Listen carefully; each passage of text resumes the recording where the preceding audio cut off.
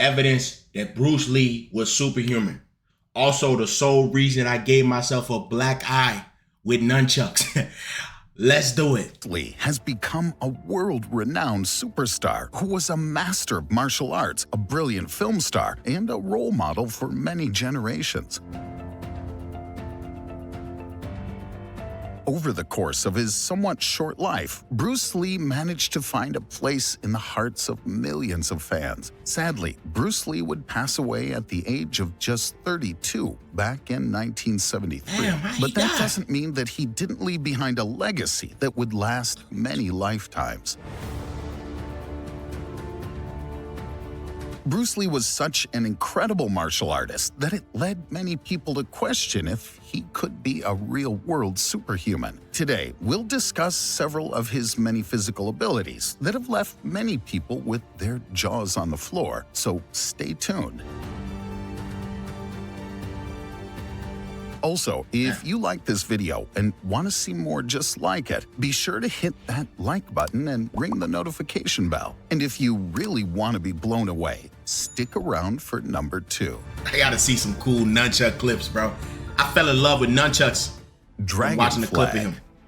I'm sure all of us are aware that no matter what skills we may have, those skills can easily be lost if you don't continue to train them. These skills could involve typing, gaming, singing, or countless other skills that many of us possess. However, for Bruce Lee, his most obvious skill was his physical ability. According to Bruce's wife, he would spend almost every minute of every day honing his skills and working out. He knew that if he wanted to be the world's greatest martial artist, he would have to spend countless hours practicing and exercising. However, Bruce wasn't one to train with the common folk. He found that ordinary exercises were not good enough to help him stay in shape. This meant that he needed to develop his own style of exercising, which would eventually become known as Dragon Flag. For Bruce, most of his workouts involved his torso and core muscles. These muscles were vital to his martial arts techniques, so he developed Dragon Flag specifically to appeal to these muscles. At the beginning of this workout session, Bruce would lay flat on a bench, then lift the rest of his body from the bench using nothing but his shoulders. This workout would hone nearly every muscle in the core of his body, helping him to achieve unsurpassed levels of physical fitness. These days, Bruce's Dragon Flag workouts have become a staple in the martial arts community, with Bruce's technique helping martial artists all around the world to realize just how important your core body strength is. Yeah, I've done that. It's great. He caught grains of rice with chopsticks.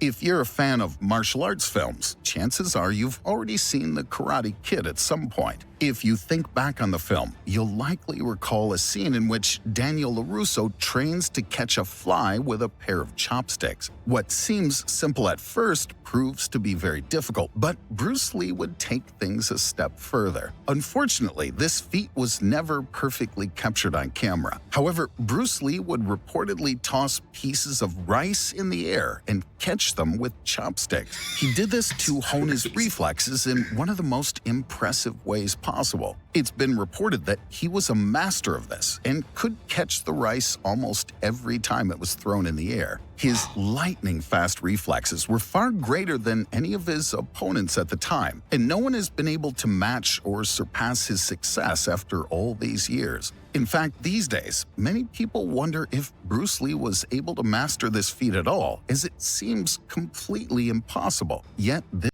I believe it. I gotta believe it, bro. Is just another example of how Bruce Lee was superhuman. Bruce's superhuman strength. One of the accomplishments of Bruce Lee that many people overlook is his sheer strength. It may seem obvious that a martial artist needs to be strong, but most people don't realize just how strong Bruce Lee really was. For the most part, people associate strength with having very large muscles. When you think about someone that's very strong, you probably picture someone who's about 6 feet tall and has more muscles than they could realistically use. However, Bruce Lee had a fairly small body, yet he was stronger than most people could ever dream of being. An easy way to prove this is to look at his training bags. Most people practice punches and kicks on training bags. Bruce did this as well. However, he would tear through these bags very quickly. Eventually, it became a hassle for him to use normal punching bags because he would regularly punch through them or cause them to burst. This meant that Bruce needed to find heavier and denser bags that could withstand the force of his incredible strength. Keep in mind, a normal punching bag weighs about 50 kilograms. However, the bags that Bruce needed to use would often weigh more than 135 kilograms. To make things even more remarkable, it's been reported that Bruce was able to kick these bags several feet in the air. If you were to try to kick one of these bags yourself, chances are they'd only move an inch or two when you made contact. Though for Bruce, he could send these bags flying. That's tough, man.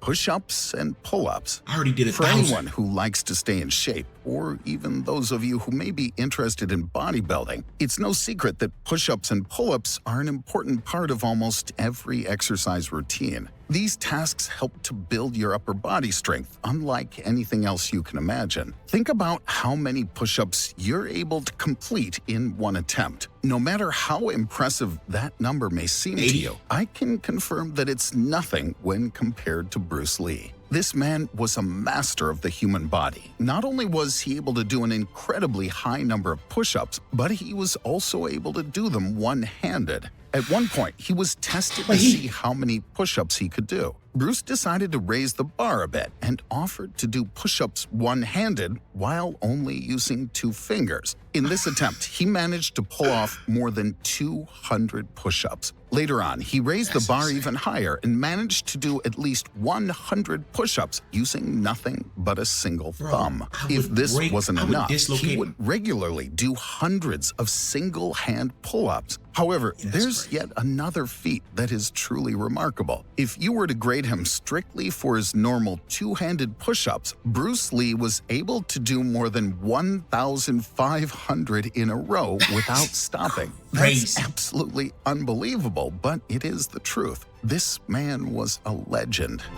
Yeah, that might be the craziest thing I've ever heard. Bruce Lee was too fast for film. This is a fairly common fact that has been shared among Bruce Lee fans, but many of us who may not be in touch with martial arts may not know this. When Bruce Lee became a movie star back in the 1960s and 70s, he was hailed as being one of the greatest martial arts actors in the world. However, he almost didn't make it in the movie business. Why, you might ask? Because he was simply too fast. When filmmakers worked on The Green Hornet, one of Bruce Lee's most popular TV shows, they were unable to record his moves in real time. These days, we have cameras that can film in 30, 60, 120, or even 240 frames per second. However, back in the 1960s and 70s, most cameras were struggling to record film that was merely 24 frames per second. This meant that most of Bruce Lee's fight scenes did not show up correctly on camera. As the filmmakers would soon learn, Bruce was able to punch up to 9 times in 1 second. He was also able to kick 6 times in 1 second. When you try to record these motions through a camera that can only record 24 frames a second at best, it means that many of Bruce's fight scenes looked as though he was standing still. According to producers who were on the set at the time, the film that they recorded looked as though Bruce was standing there motionless while his enemies were falling around him. However, in reality, his skill was simply too great for the films to keep up with. To help remedy the situation, the filmmakers had to ask Bruce to slow down so that they could actually follow what he was doing. However, even after doing so, his motions are still very blurry on camera. Yo, hold up, bro. How the hell does somebody kick 6 times in 1 second? Yo, hey, if there's a video out there, Bruce kicking 6 times in 1 second, I gotta see it. That's insane, bro. What? The 1-inch punch.